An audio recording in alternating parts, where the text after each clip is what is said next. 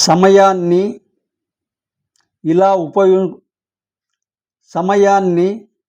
ఇలా ఉపయోగించుకుందాం. 1. పని కోసం కేటాయిస్తే అది మనకు సంతృప్తినిస్తుంది. 2. ఆలోచించటానికి కేటాయిస్తే అది మన ఆలోచనా శక్తిని పెంచుతుంది. 3. చదవటానికి కేటాయిస్తే అది మన జ్ఞానాన్ని పెంచుతుంది.